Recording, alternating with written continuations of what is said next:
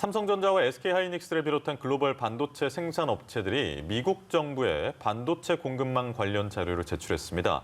미국이 글로벌 반도체 기업들의 영업 기밀을 요청한 이유는 무엇인지, 또 우리 기업들이 자료를 낼 수밖에 없었던 배경은 뭔지 짚어보겠습니다. 네, 다음 주제는요. 국내 1위 요소수 업체인 롯데 정밀화학이 생산 라인 일부를 가동 중단했습니다. 정부가 호주와 베트남 등에서 요소수와 요소를 수입하고 있지만 중국발 요소수 품귀 사태가 장기화되는 건 아니냐는 우려가 계속되고 있는데요. 현재 상황부터 해법은 없는지 살펴보겠습니다.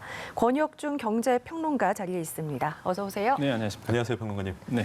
일단은 미국이 자료 요청을 하니까 삼성전자도 그렇고 SK하이닉스도 그렇고 자료를 냈고요. 네네. TSMC는 기밀 유출이다라고 반발하다가 또 맞습니다. 자료를 냈단 말이죠. 네네. 근데 어느 정도 수준으로 정보 공개가 됐느냐, 이건 좀 봐야 되는 거잖아요. 맞습니다. 실제 지금 정보에 따르면은 총 한 67곳이 기업이 이제 자료 제출을 했는데 지금까지 이제 미국 정부의 사이트에 공개가 된 것은 한 40여 곳으로 이제 알려져 있습니다. 실제 그 자료를 냈을 때 공개도 되는 자료가 있고요. 공개도 안 되는, 공개하면 안 되는 자료 두 개를 나눠서 낼 수 있도록 미국 정부가 방침을 정했었거든요. 예. 만약에 이제 기밀로 하게 된다 그러면 미국 정부만 보게 됩니다.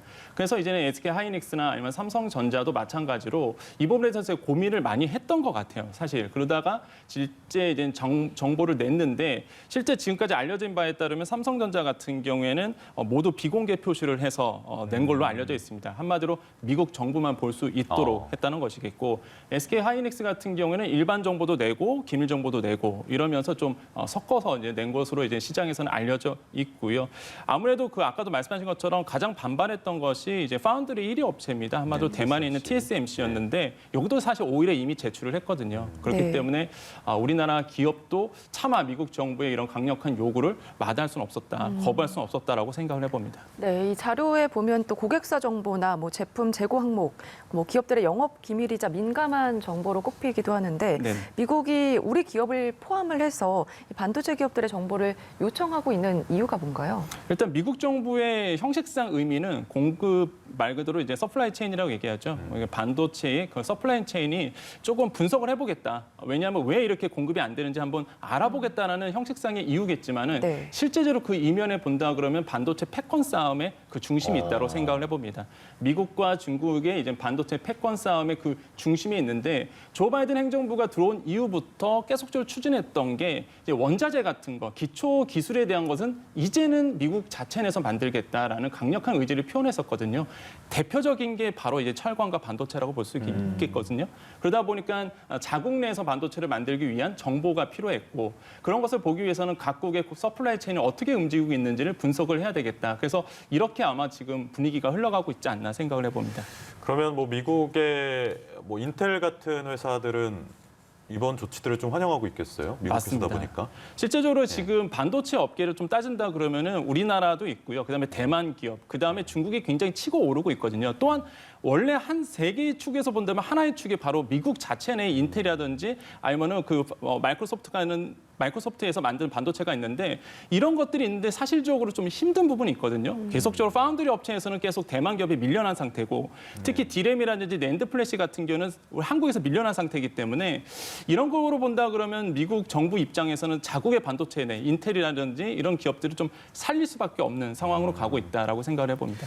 일단은 기업들이 자료를 다 냈지만 네네. 말씀하신 것처럼 일부 비공개를 네네. 한 부분이 있어서 미국이 그럼 계속해서 자료 내라 이렇게 얘기하면 울며 겨자 먹기로 내야만 하는 상황인 건지 어떻습니까? 지금 상황으로 본다 그러면 이런 자료 공개 요구가 정리해야 될 가능성이 굉장히 크다라고 좀 생각을 해봅니다. 특히 또 통상 쪽에서 좀 가장 우려스러워하는 것이 바로 국방물자 생산법이라고 해서 강제적으로 요구할 수도 있거든요. 네. 이런 부분도 사실 업계에서는 조금 이렇게 우려스러운 부분이 있겠고 일각에서는 이런 얘기를 합니다. 무역확장법 232조, 그러니까 기억 많이 하실 텐데 예. 우리나라 철강 기업 압박했을 때 쿼터제로 묶어버렸잖아요. 예. 그러니까 이런 232조를 들고 나서 다시 한번 관세라든지 이런 부분에서 우리나라를 좀 어렵게 할 수 있다. 물론 일각에서는 나오고 있지만은 사실 그렇게까지 가진 않을 가능성은 있지만은 그러다 보니까 통상 쪽에서는 통상 전문가들이 이런 얘기를 합니다. 국내법을 만들자. 한마디로 영업 비밀을 외국에 주면은 형사처벌 받을 수 있도록 그러면 국내법이 만들어지면 우리나라 기업 입장에서는 국내법을 핑계로 해서 유리한 협상 고지, 경쟁 우위를 가질 수 있는 부분이 있습니다. 그러다 보니까 이런 통상 쪽에서 통상 전문가들은 국내법을 만들어서 뭔가 이렇게 무기 하나를 지어주자 우리나라 기업들한테 이런 얘기도 실제 시장에서 나오고 있거든요. 그래서 앞으로 좀 머리를 많이 맞대서 회의를 가져야 되겠다고 생각을 해봅니다. 네, 알겠습니다. 다음 주제 살펴볼 텐데요. 요소수 관련해서 계속해서 이야기가 나오고 있습니다. 요소가 바닥이 나면서 국내 이 최대 요소수 제조업체죠. 롯데 정밀화학이 생산에 차질을 빚고 있습니다. 우선 내일 요소수 수입을 위해서 호주로 출발을 하고요. 다음 주에는 베트남에서 요소를 도입하겠다고 밝혔는데 이 확보될 물량들 얼마나 버틸 수 있을까요? 그러니까 이게 시장에서 좀 잘못 알려진 게 그 롯데 정밀화학이 이제 요소수를 뭐 못 만든다 이건 아니고 소매용만 이제 금지를 했거든요. 왜 그러냐면 소매 쪽 같은 경우는 대부분이 10리터짜리를 많이 쓰는데 이게 매점 매색이 굉장히 지금 심하지 않습니까? 네, 쌓아놓을 수 있으니까. 예, 그렇죠. 네. 그러다 보니까 이제 10리터짜리를 사실 지금 안 만들고 벌크용으로 해서 20톤짜리 규모의 이런 벌크로 만들죠. 이런 차에다 것은 직접 쏘는, 네, 맞습니다. 예. 이런 거는 지금 만들고 있거든요. 그래서 이런 부분을 좀 정확하게 아셔야 되겠다. 그래서 너무 시장에서 이렇게 민감하게 반응하고 있는 부분도 없잖아 있다라고 저는 생각을 해봅니다. 하지만은 또 시장에서는 걱정하는 부분이 당장 이제 요소수가 부족한 상태는 맞거든요. 실제 정부는 호주에서 한 27,000리터를 이제 수입할 예정이고 특히 베트남에서 200톤 정도를 이제 수입할 예정으로 지금 알려져 있는데 지금 당장 쓸 요소수가 많이 부족하고 특히 심리적으로 굉장히 이제 화물 쪽에서는 압박을 하고 있는 부분이 있습니다. 당장 이제 먹거리 일을 해야 되는데 요소수가 없으면 트럭이 안 움직여지니까 그래서 불안 심리가 굉장히 많아지고 있다라고 생각을 해보겠고 그러다 보니까 이제 정부 안에서는 너무 불안할 필요 없다라고 얘기를 하고 있지만 사실 지금 제가 만나본 화물 기사들 만나보면 딱히 그렇진 않다 불안해하고 있다라고 이게 팩트다라고 좀 말씀을 드립니다. 그러니까요. 근데 이 요소수 부족 사태가 석탄과 관련이 굉장히 밀접했잖아요. 중국에 석탄이 부족하다 보니까 호주 뭐 수입 문제도 그렇고. 맞습니다. 근데 중국에서 이제 석탄을 많이 이제 증산을 성공하면서 네. 전력 정상화를 선언했는데 네. 이거는 요소수 부족 사태를 좀 해결할 수 있는 신호탄 아닙니까? 그때 현실적으로 보면 좀 어려운 부분이 없잖아 그런가요? 있을 예. 것 같다. 왜 그러냐면 요소수가 부족한 이유를 따져보면은 이제 호주와 이제 중국과의 어떤 문제들 또 깊게 들어보면 뭐 미국과의 중국과의 문제겠죠. 석탄 수출은 안 되다 보니까 이제 전력난이 일어나는 거고 또 석탄 요소수가 이제 석탄에서 나오기 때문에 석탄이 또 없다 보니까 전력도 안 되고 요소도 못 만들어내고 네. 이러다 보니까 사실 이제 꼬이게 되는 부분이 있거든요. 그러다 보니까 이번에 이제 문제가 나왔던 것이 이제 시진핑 주석이 자국 내에서 석탄을 많이 만들어라 요구를 네. 해서 자국 내에서 석탄을 만들려고 하지만은 사실 한계가 있는 부분이 있다라고 볼 수가 있겠습니다. 특히 국내 기업들 한마디로 중국 내에 있는 기업들에게 석탄을 계속적으로 공급하고 전력에 가야 되는데 과연 그 어느 정도의 요소를 만들 때 석탄을 과연 준비될 수가 있을지 물론 분위기상으로는 좋게 흘러갈 가능성이 있지만은 현실적으로 우리나라에 미치는 영향은 크지 않을 수가 있다라고 생각을 해봅니다.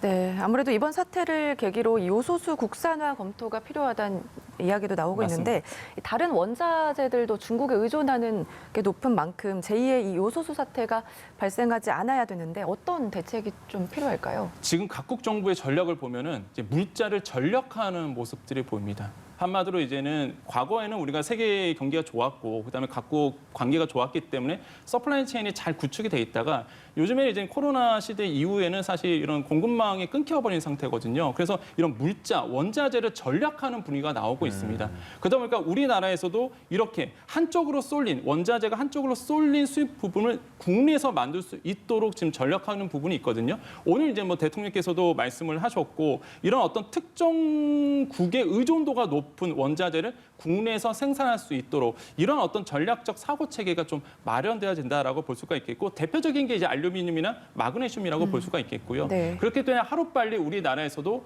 이런 어떤 원자재라든지 물자를 전략할 수 있는 좋은 방안이 나와주기를 좀 희망해 보겠습니다. 그러니까 전략 물자로 지정하는 부분들은 이게 요소수 사태가 이슈화되고 나서 여러 뭐 전문가들이 일관되게 좀 주장하는 맞습니다. 내용인 것 같습니다. 이런 부분 좀 필요하다라고요. 알겠습니다. 다음 주제로 좀 넘어가 보면요. 평론가님 혹시 그 실손보험 가입하셨습니까? 네, 저는 실손보험을 이제 구실손이라고 네. 얘기하는 1세대 실손을 이제 가입한 네. 상태였습니다. 근데 좀 보장을 받으시는 경우가 있습니까? 아니요, 지금 40대인데 네. 거의 탄 적이 없는 것 같아요. 그러니까 신청을 한 적이 없습니다. 저는. 예, 제가 왜 여쭤봤냐면 네네. 지난해 76만 명이 이 실손보험을 통해서 1,000만 원 넘게 보험금을 타갔다고 하더라고요. 네네. 그러니까 이렇게 뭐 평론가님처럼 보험금 아예 못 하시는 분들도 계시지만 많이 타가시는 분들도 있기 때문에 실손보험 자체가 이게 적자의 늪에 빠졌다 이런 네. 지적들이 나오고 있는 상황이라서요. 맞습니다. 어떻게 보면 이게 될까요? 실손보험을 이용하려면 사실 구조를 좀 아셔야 됩니다. 이게 실손보험 자체가 이제 4단계로 나눠져 있어요. 구실손이 있고요. 표준화 실손이 있고 신실손이 있고 올해 7월부터 나왔던 새로운 실손이 있는데 사실 왜 이 손실보험 쪽에서 적자라든지 아니면은 수급 쏠림 현상이 좀 일어나냐면 실제 구실손 같은 경우에는 자기 분담금이 제로입니다. 네. 처음에 99년도에 이게 나왔는데 99년도 나왔을 때 이제 보험회사가 상품을 팔기 위해서 자기 부담금 이런 거를 제로로 만들었어요. 한마디로 부담이 없는 거죠. 보험을 이제는 보험료를 낼 때, 보험금을 타낼 때. 그러다 보니까 아무래도 이렇게 손해가 좀 손해율이 높아질 수밖에 없습니다. 특히 우리가 이게 비급여라고 얘기하는 MR이라든지 도수치라든지 뭐 건강 쪽에 관련된 이런 것들은 거의 뭐 구실손 갖고 있는 분들은 그냥 의료 쇼핑이라고 얘기할 정도로 가서 이제는 진료를 받으시거든요. 그러다 보니까 새로운 실손들이 나오면서 그들 보장을 메꿔주려고 해도 현실적으로 봤을 때 이런 구실손이라든지 표준화 실손의 가입자 수가 아직도 많기 때문에 계속적으로 이제 손해보험 입장에서는 마이너스가 날 수밖에 없는 상황이다. 그래서 하루빨리 이런 의료 쇼핑이라는 어떤 의료 쇼핑에 대한 부분들을 좀 체계할 필요가 있다. 이걸 고칠 필요가 있다라고 말씀을 드립니다. 네, 알겠습니다. 네, 오늘 여기까지 이야기 들어보도록 하겠습니다. 권혁중 경제평론가와 함께했습니다. 고맙습니다. 네, 감사합니다. 감사합니다.